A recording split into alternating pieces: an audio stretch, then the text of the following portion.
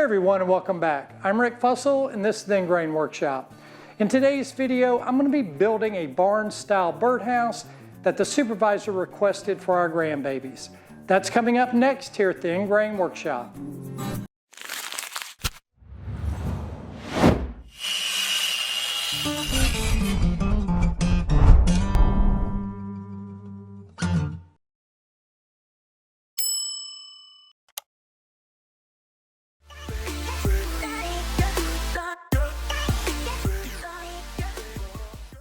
For this project, I'll be using some leftover fence boards from my previous 4-rail fence build, but standard cedar fence pickets would work just as well. I'll start over at the miter saw by cutting 3 pieces to 18 inches long. These will make up the floor of the treehouse / feeder. Next, I'll cut 2 pieces at 10 inches long for the front and back walls of the loft section, followed by 4 pieces at 12 inches long for the loft side walls. Later, I'll join these side pieces together to create the 2 loft walls. Then, I'll cut 4 pieces at 8 3/4 inches for the front and back walls of the lean-to sections, and 4 more pieces at 6 1/4 inches for the lean-to side walls. With all the pieces cut to length, I'll move over to the table saw. The 4 pieces for the loft side walls will get ripped down to 4 inches wide, while the 4 pieces for the lean-to walls will get ripped down to 3 1/2 inches wide.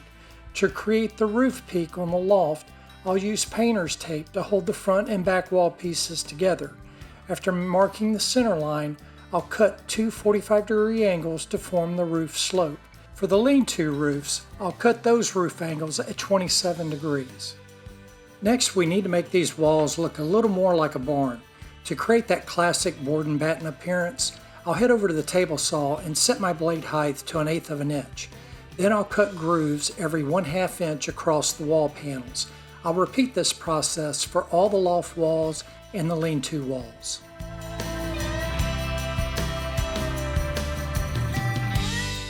With all the grooves cut, it's time to drill some pocket holes. Over at my pocket hole workstation, I'll start by drilling a couple pocket holes into the bottoms of the lean-to front and back walls.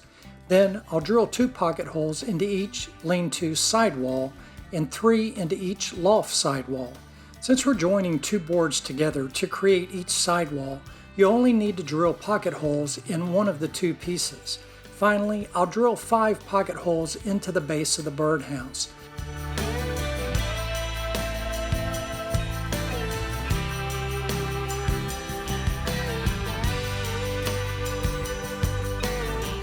For the base, only 2 of the 3 boards need pocket holes.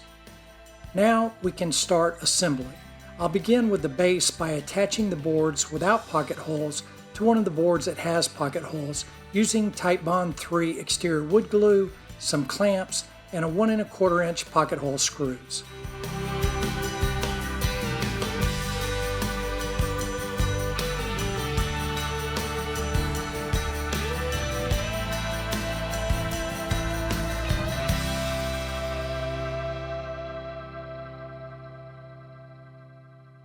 Then I'll repeat the process with the 3rd and final board to complete the base.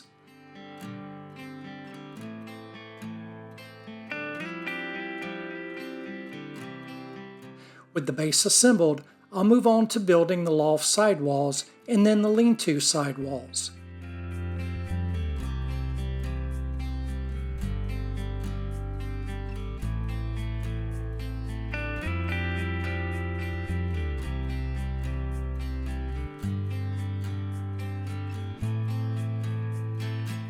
Next, I'll head over to the drill press and use a 1 1/2 inch Forstner bit to drill the birdhouse entrances for the loft and both lean-tos.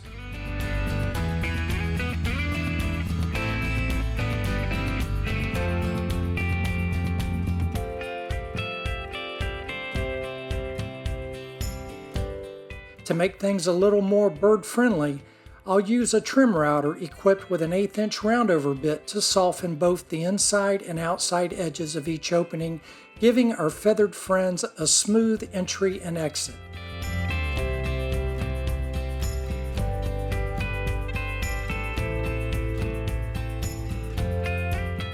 Once that's done, I'll return to the pocket hole workstation and drill pocket holes into the bottoms of the now assembled loft sides so they can be attached to the base. With all the individual pieces assembled, I'll head outside and apply a single coat of flat black paint to all the components, leaving the base unfinished for now since I'll be staining that later. Painting the pieces before final assembly makes it much easier to get complete coverage and helps avoid those hard to reach areas.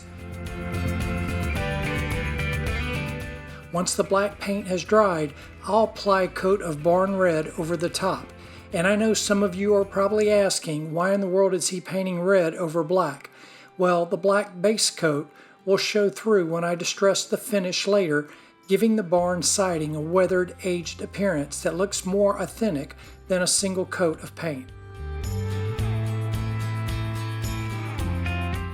While the paint is drying, I'll head back inside and rip some strips down to 1.5 inches wide at the table saw. These will become the sides that help keep the bird seat on the base.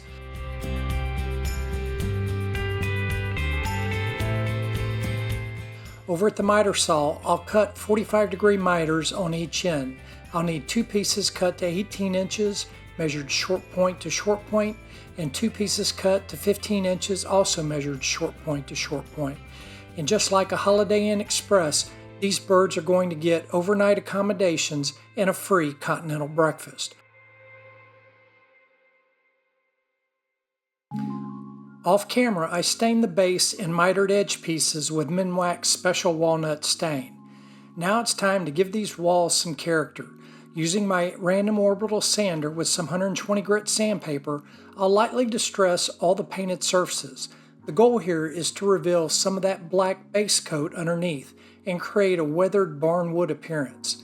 There's really no right or wrong way to do this, so have fun with it and get creative. Every barn has its own personality, and this one's no different.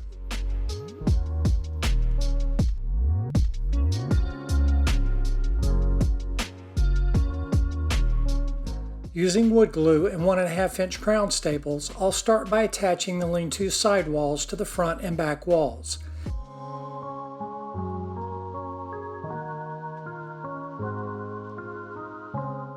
Next, I'll attach the lean-tos to the loft side walls using the same technique, making sure to leave a 1/2 inch reveal on the loft walls. This reveal helps create some depth and gives the barn a more realistic appearance.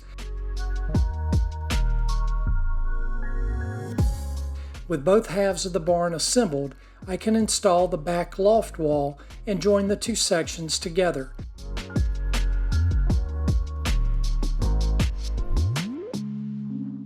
Then I'll flip the assembly over and install the front loft wall. At this point, the basic barn structure is complete. If you're enjoying the video, don't forget to hit that like and subscribe button. It really helps out the channel. Next, I'll apply glue around the entire bottom edge of the barn and secure it to the base using pocket hole screws. Now, I could have centered the barn on the base, but I chose to leave a 1 inch reveal along the back and both sides. This creates a larger feeding area in front of the barn, giving the birds more room to gather and enjoy for their breakfast. It also makes it easier for the grandbabies to sit back and watch all the action happening out front.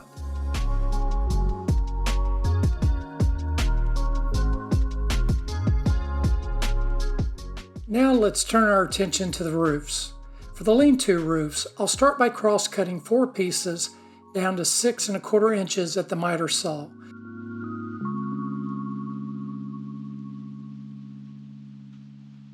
Then I'll move over to the table saw and rip them down to 4.5 inches wide.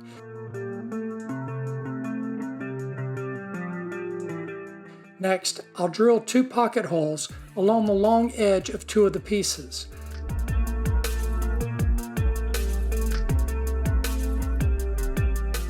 Using glue, clamp, and 1 1/4 inch pocket hole screws, I'll join the pieces together to create the lean-to roof panels.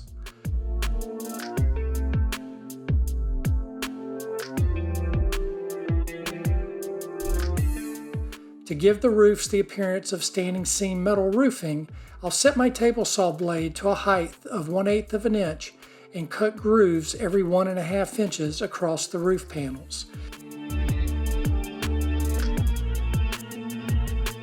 For the loft roof, I'll cross-cut 2 pieces to 10 inches long and then rip them down to 4 inches wide at the table saw.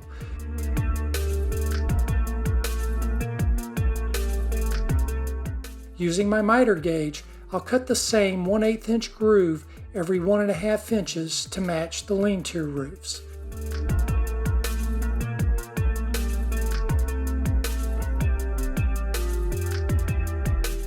Next, I'll tilt my table saw blade to 45 degrees and cut a bevel along the top edge of both loft roof panels so they'll meet cleanly at the peak. I didn't get it on camera, but I also cut a floor for the loft measuring 4.5 inches by 8 inches and installed it using glue and 1.5 inch crown staples.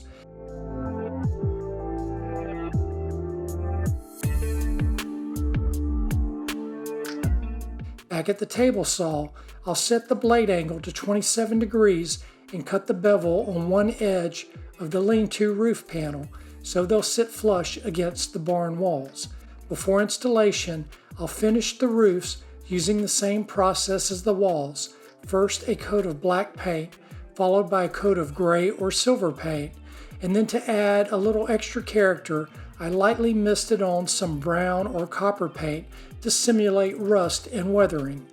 Once the paint is dry, I'll slightly sand the roofs to distress the finish and reveal some of the layers underneath. This helps create the look of an old metal roof that has been exposed to the elements for years. With the finish complete, I can install the roofs with approximately a 1-inch overhang on all sides. For the loft roof, I'll permanently attach one side using glue and crown staples.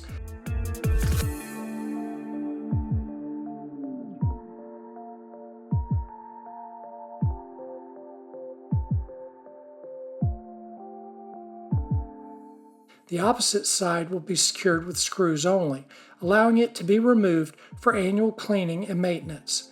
I'll do the same thing with the both lean-to roofs so they can also be removed when it's time to clean out the nesting areas.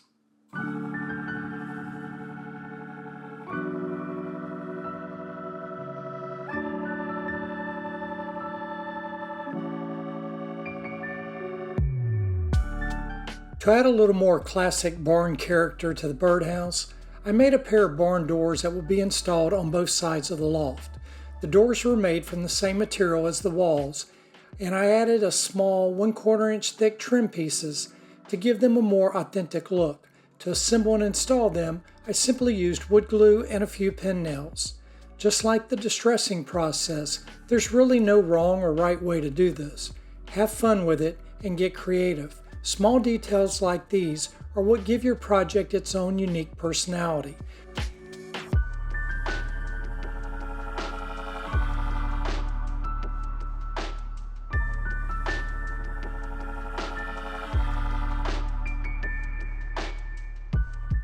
With the barn doors installed, I wanted to give our feathered friends a comfortable landing spot before entering their accommodations.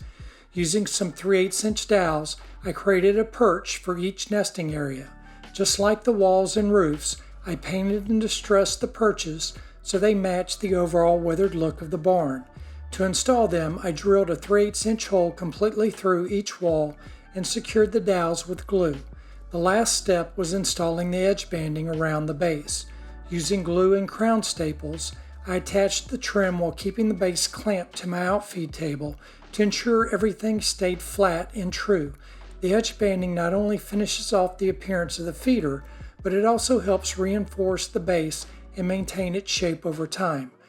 Once one side was complete, I simply worked my way around the entire perimeter until all 4 sides were installed.